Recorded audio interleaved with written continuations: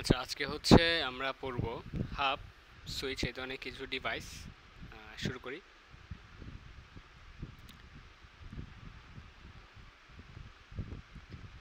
আমরা আজকে পড়ব হাব নিয়ে এবং সুইচ নিয়ে।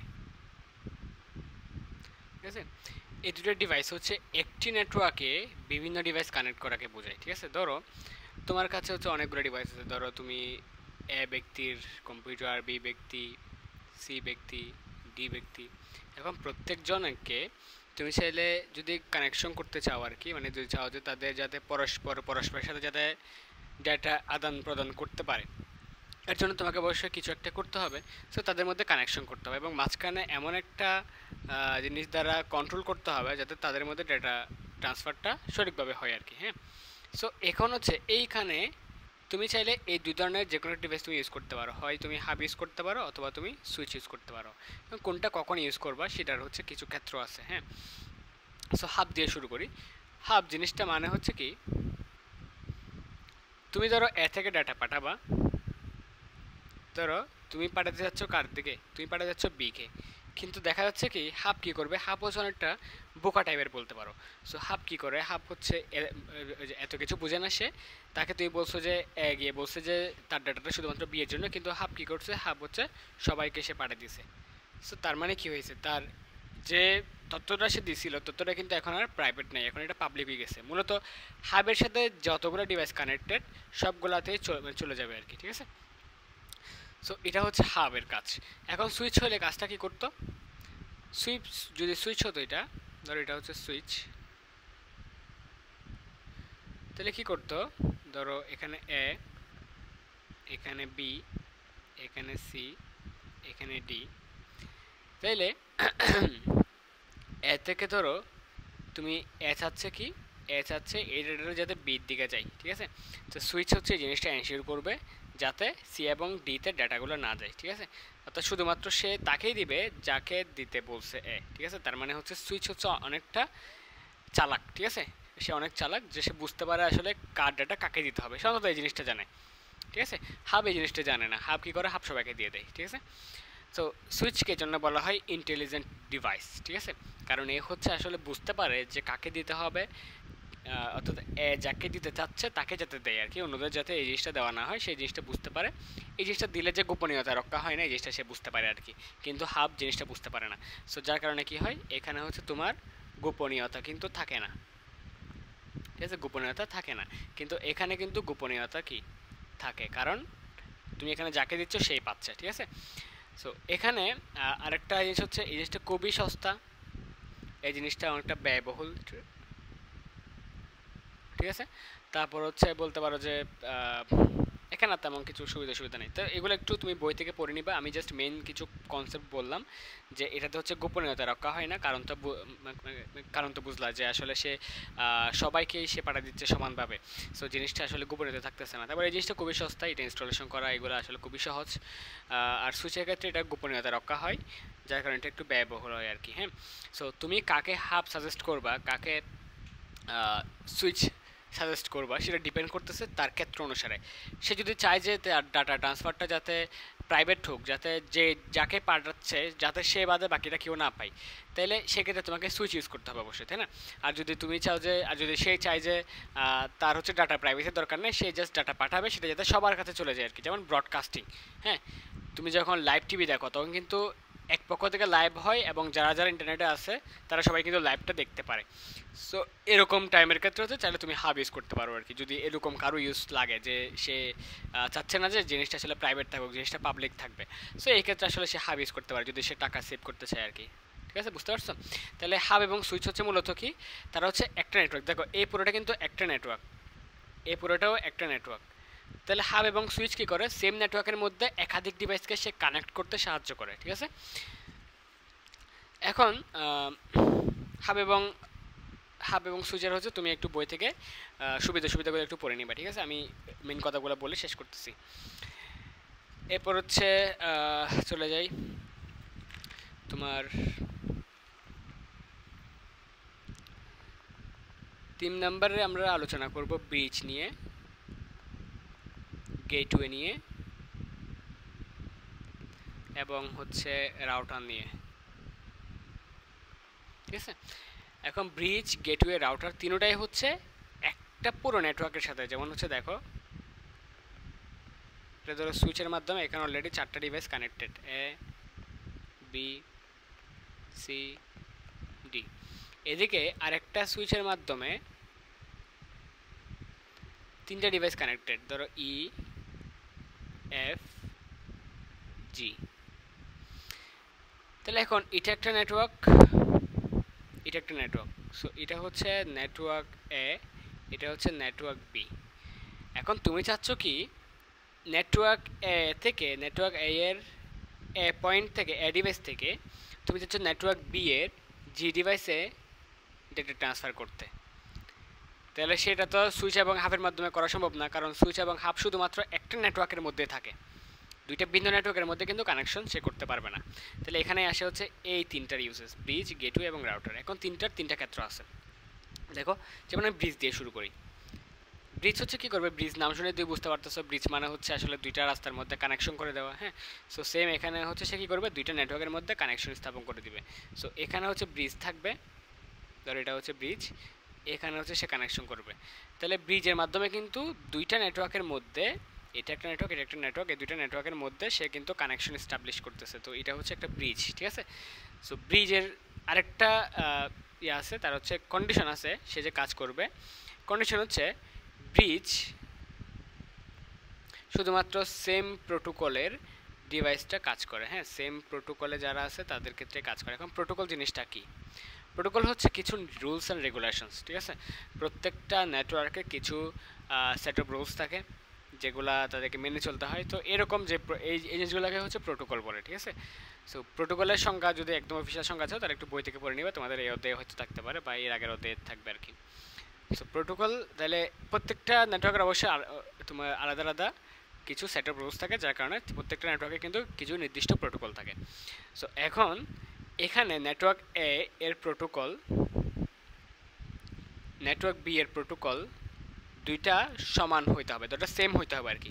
যদি প্রোটোকল দুটো সেম হয় তারপরে হচ্ছে এটা ব্রিজের মাধ্যমে কি করতে পারবা, ব্রিজের মাধ্যমে কানেকশন দিতে পারবা, ঠিক আছে। যদি প্রোটোকল ভিন্ন না হয়, সরি প্রোটোকল যদি সেম না হয়, অর্থাৎ এটা যদি ডিফারেন্ট হয়, তাহলে কিন্তু ব্রিজের মাধ্যমে তুমি কানেকশন দিতে পারবা না, ঠিক আছে। এটা সবসময় মাইন্ডে খেয়াল রাখবা, ঠিক আছে। এটা একদম সেট করে দাও যাতে এই জিনিসটা ভুল না হয়। তাহলে ব্রিজ শুধুমাত্র কিসের জন্য, সেম প্রোটোকলের জন্য। তাহলে এটার সমস্যা কি? এটা সুবিধা আমরা বুঝতে পারতেছি যে এটা সুবিধা হচ্ছে সে সেম প্রোটোকলের দুইটা নেটওয়ার্ককে সে কানেক্ট করতে পারে যাবে। তো এইভাবে তুমি যদি একাধিক নেটওয়ার্ককে কানেক্ট করো তাহলে নেটওয়ার্কটা বৃহৎ আকৃতির একটা নেটওয়ার্ক তুমি তৈরি করতে পারবে। দেখো এখানে জাস্ট আমি দুইটা নেটওয়ার্ক দেখাইছি, যদি এরকম 5টা নেটওয়ার্ক হয়, 10টা নেটওয়ার্ক হয়, তাহলে এটা বিশাল হয়ে যাবে না? সো অনেক অনেক বিশাল একটা নেটওয়ার্ক তৈরি করতে পারবো তুমি এই ব্রিজের মাধ্যমে। তাহলে এটা একটা তোমার কি সুবিধা। আবার সেম প্রোটোকলের ক্ষেত্রে তুমি এই জিনিসটা করতে পারো, তার এটা একটা সুবিধা। এখন তার অসুবিধা হচ্ছে কি, অসুবিধা হচ্ছে এটা যখন প্রোটোকল ভিন্ন হয়ে যাবে, দুইটা ভিন্ন প্রোটোকলের নেটওয়ার্কের মধ্যে কিন্তু সে কানেকশন করতে পারবে না। তাহলে এখানে একটা সমস্যা না? এখন এই সমস্যাটা সমাধান করার জন্য কি আসছে, আসছে হচ্ছে গেটওয়ে। গেটওয়ে সে বলতেছে সে হচ্ছে এরকম, চিত্রটা একটু কপি করি আমি।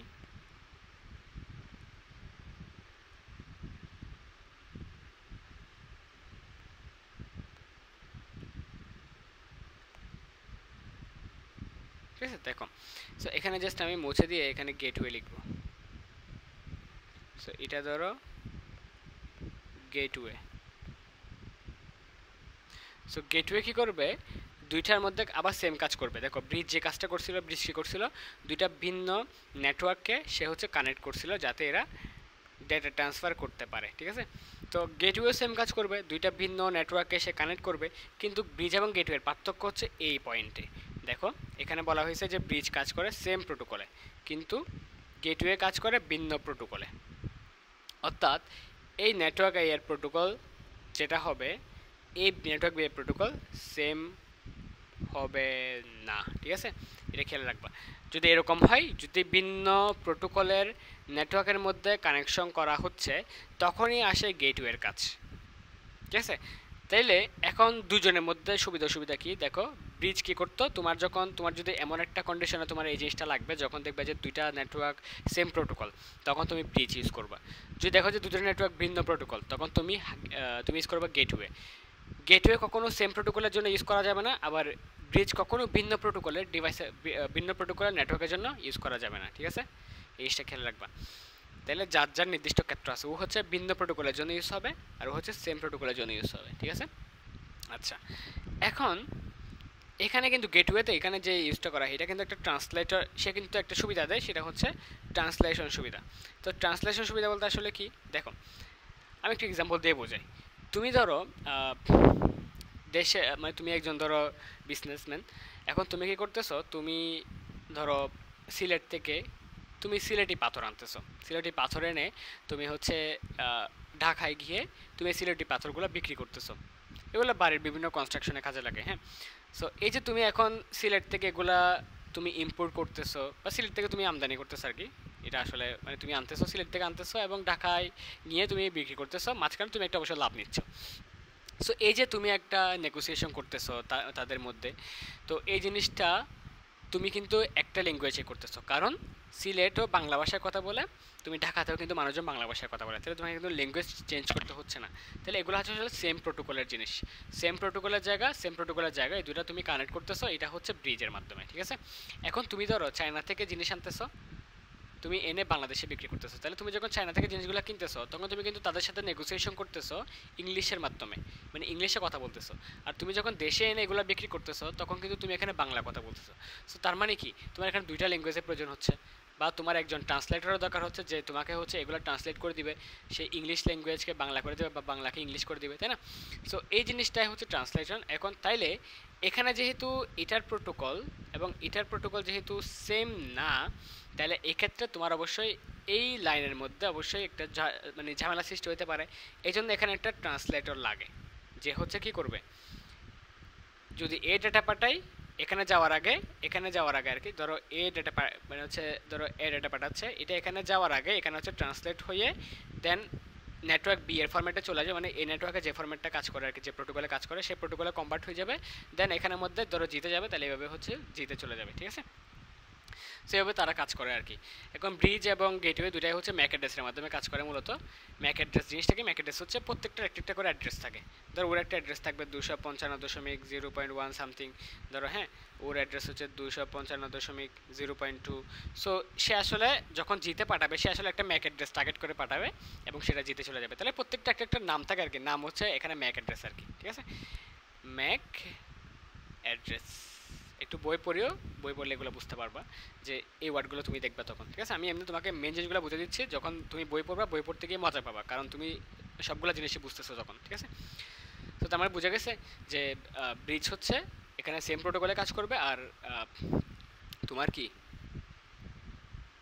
একটু মুছতে বলে গেছি, এখানে হচ্ছে গেটওয়ে হবে, আর গেটওয়ে হচ্ছে কি করবে, গেটওয়ে হচ্ছে ভিন্ন প্রোটোকলের মধ্যে কানেক্ট করবে। আর গেটওয়ের মধ্যে কিন্তু ট্রান্সলেশন একটা সুবিধা দেয়, কারণ এখানে যেহেতু ভিন্ন দুইটা প্রোটোকলের মধ্যে ডেটা ট্রান্সফার হচ্ছে, তাহলে অবশ্যই কি হবে, তোমার এখানে অবশ্যই একটা ট্রান্সলেটরের দরকার হবে, ঠিক আছে?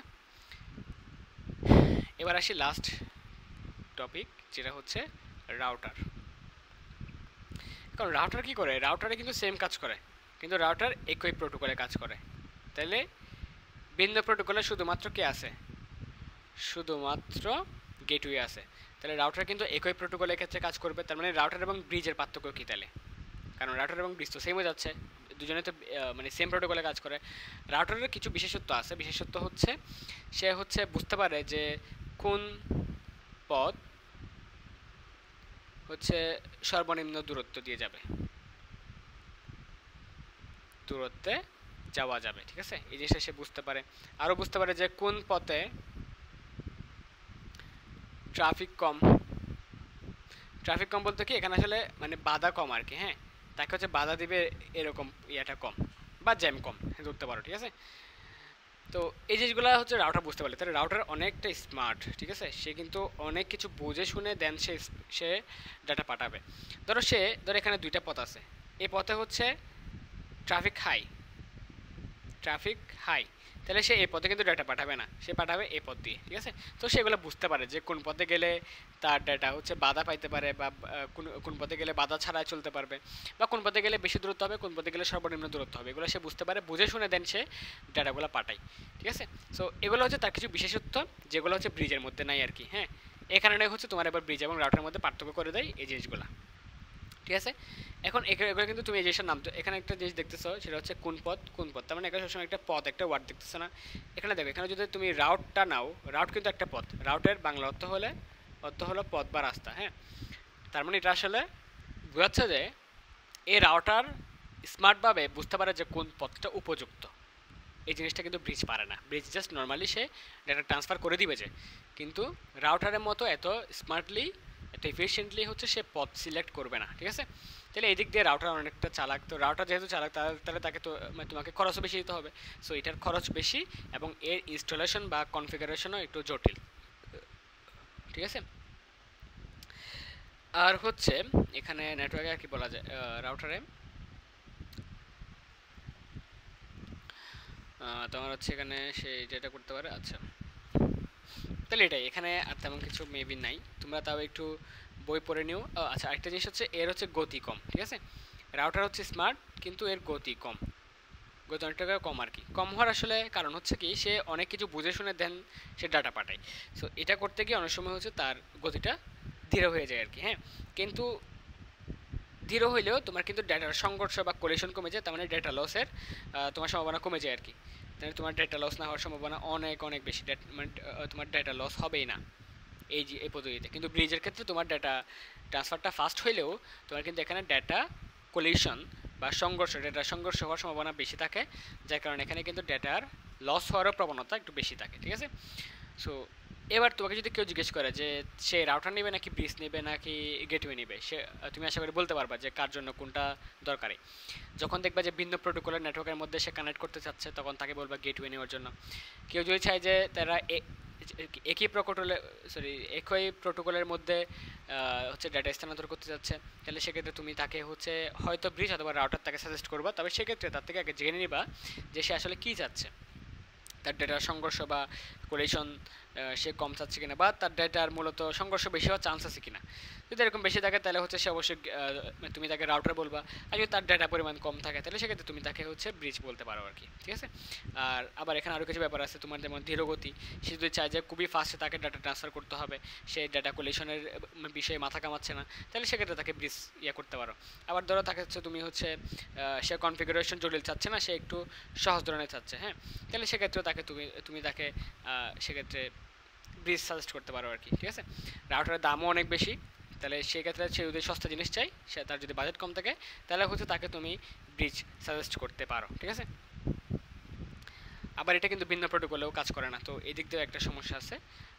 তো ব্রিজও সেম আসলে এই দিক দিয়েও, ঠিক আছে। তো একটু বই পড়ে নেবা, বই পড়লে আরও কিছু এইরকম পার্থক্য বা এই জিনিসগুলো জানতে পারবা, তো তখন তুমি সৃজনশীল আনসার করতে পারবে আর কি, ঠিক আছে। আরও কিছু বোর্ডের প্রশ্ন চাইলে সলভ করতে পারো এই ধরনের। এবং এই যে 5টা টপিক পড়াইছে, 5টা টপিক খুবই ইম্পর্টেন্ট, ঠিক আছে। এখন আরও কিছু টপিক হালকা পাতলা করে বলে দিই, যেমন হচ্ছে একটা হচ্ছে মডেম, একটা হচ্ছে রিপিটার। সো মডেম কী করে, মডেম হচ্ছে মূলত এটা হচ্ছে একটা ডিভাইসে কোনো ডিভাইসে ডেটা ট্রান্সফার করে। সো এটা হচ্ছে দুইটা পদ্ধতি, একটা হচ্ছে মডুলেটর, ডিমডুলেটরের মাধ্যমে, ঠিক আছে। এখন মডুলেটর কী করে, মডুলেটর হচ্ছে ডিজিটাল সংকেতকে সে অ্যানালগ সংকেতে রূপান্তর করে, আর ডিমডুলেটর হ্যাঁ অ্যানালগ সংকেতকে ডিজিটাল সংকেতে রূপান্তর করে। একটু বই পড়লে বুঝতে পারবা। তাহলে এই ক্ষেত্রে আসলে মডেম মানে হচ্ছে, মডেমে কিন্তু দুইটা ডিভাইস থাকে, একটা হচ্ছে মডুলেটর, একটা ডিমডুলেটর। তাহলে একটু দেখাই,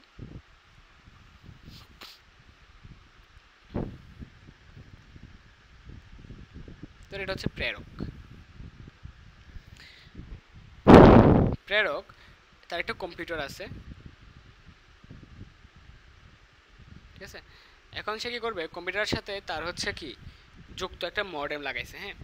এই মডেমের মাধ্যমে এখন কী করবে, সে কম্পিউটারের ডিজিটাল সংকেতকে সে হচ্ছে অ্যানালগ সংকেতে রূপান্তর করবে, ঠিক আছে। অ্যানালগ সংকেতে রূপান্তরিত করে দেন সে এগুলো হচ্ছে গ্রাহকের নিকট এই যেগুলো পাঠাবে, ঠিক আছে। এদিকে গ্রাহক আছে, গ্রাহকের অবশ্যই একটা কম্পিউটার আছে, হ্যাঁ। সো গ্রাহকের কাছে এগুলো সে পাঠাবে, ঠিক আছে। এখন গ্রাহক হচ্ছে কি করবে, গ্রাহক এই অ্যানালগ সংকেত তো সে পড়তে পারে না, সে ডিজিটাল পড়বে। তাহলে সে কি করবে, এখানে গ্রাহকেরও একটা মডেম লাগানো থাকবে। হ্যাঁ, ওই মডেমের মাধ্যমে সে কি করবে, আবার এই অ্যানালগ সংকেতকে সে হচ্ছে ডিজিটালে কনভার্ট করবে। এরপর হচ্ছে এই গ্রাহকটা এখানে না রেখে আমি হচ্ছে এখানে নিয়ে আসি, কারণ গ্রাহক মূলত এখানে তার কাজটা করবে। ঠিক আছে, তাহলে এই যে একটা পদ্ধতি করতেছে এখানে, এটা হচ্ছে কি ডিমোডুলেশন বলা হয় এটাকে, এটাকে বলা হয় মডুলেশন। সো যে এই কাজটা করে তাকে বলা হয় ডিমোডুলেটর, আর যে এই কাজটা করে তাকে বলা হয় মডুলেটর। ঠিক আছে, তাহলে এখানে কি হচ্ছে আসলে,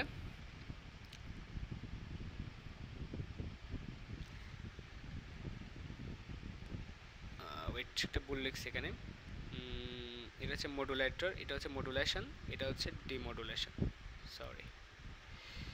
তাহলে মডুলেশন কি করে, মডুলেশন হচ্ছে ডিজিটাল থেকে অ্যানালগে কনভার্ট করে দিবে। এরপর হচ্ছে অ্যানালগ থেকে যেহেতু আবার যেহেতু গ্রাহককে সেগুলো বুঝতে হবে, সো অ্যানালগ থেকে আবার তাকে ডিজিটাল কনভার্ট করে দেবে, আবার ওই গ্রাহকের কম্পিউটারে লাগানো মডেমটা, এবং এটা হচ্ছে ডিমোডুলেশন প্রক্রিয়া হবে। ঠিক আছে, তাহলে ডিজিটাল সংকেত থেকে অ্যানালগে কনভার্সনটা হচ্ছে মডুলেশন, আর অ্যানালগ সংকেত থেকে আবার ডিজিটালে কনভার্ট হয়ে যাওয়া সেটা হচ্ছে ডিমোডুলেশন। ঠিক আছে, সো এই পদ্ধতি হচ্ছে মডেমের মাধ্যমে হচ্ছে ডেটা ট্রান্সফার হয় আর কি, মানে ডেটা ট্রান্সফারে মডেম হচ্ছে এই কাজে সাহায্য করে। ঠিক আছে, এরপর হচ্ছে রিপিটার। রিপিটার নাম শুনে তুই বুঝতে পারতেছো যে রিপিটার আসলে কাজ কি। রিপিটার মানে হচ্ছে বেশি বারবার একটা জিনিসকে রিপিট করবে। ঠিক আছে, ধর একটা ডেটাকে তুমি হচ্ছে পাঠাচ্ছ, এখন এই ডেটা হচ্ছে একটা নির্দিষ্ট দূরত্বে গিয়ে আস্তে আস্তে তার হচ্ছে স্ট্রেংথটা কমতে থাকবে। হ্যাঁ, তার যে সিগন্যালের যে তোমার হচ্ছে সিগন্যালের একটা তোমার ফ্রিকোয়েন্সি ছিল, বা তার একটা ডেটার যে একটা স্ট্রেংথ ছিল, ওই স্ট্রেংথ কিন্তু আস্তে আস্তে সে কমতে থাকবে। হ্যাঁ, কমতে কমতে যখন হচ্ছে এখানে আসবে তখন হতে পারে যে কিছু ডেটা লস হয়ে গেছে। এখন এটা যেহেতু এটা যদি লম্বা দূরত্ব হয় আর কি, অনেক যে দূরত্বে গেলে তোমার হচ্ছে ডেটা লস হওয়ার একটা প্রবণতা থাকবে, তখন হচ্ছে মাঝখানে একটা ডিভাইস ইউজ করা হয়, এটা হচ্ছে রিপিটার। এবং ওই রিপিটার কী করবে, এইটা থেকে আবার হচ্ছে তাকে আবার একটু রিপিট করে দিয়ে তাকে আবার হচ্ছে একটু হাই ফ্রিকোয়েন্সি করবে, বা হচ্ছে তার স্ট্রেংথ একটু বাড়া দিবে, যাতে এখানে ডাটা যে লস হয়েছিল আগে, ডেটা লসটা যাতে কম হয়। ঠিক আছে, সো এই কাজটা হচ্ছে রিপিটার করবে। তাহলে রিপিটার হচ্ছে মূলত রিপিট করে দেওয়া আর কি, কোনো একটা জিনিসকে অধিক দূরত্বে নেওয়ার ক্ষেত্রে সহায়তা করা, যদি সেটা কম দূরত্বে যাইতে পারতো আগে। সো এই জিনিসগুলো তুমি একটু বই থেকে পড়ে নিবা, আশা করি বুঝতে পারবা। ঠিক আছে, আজকের মতো দূরেই, আল্লাহ হাফেজ।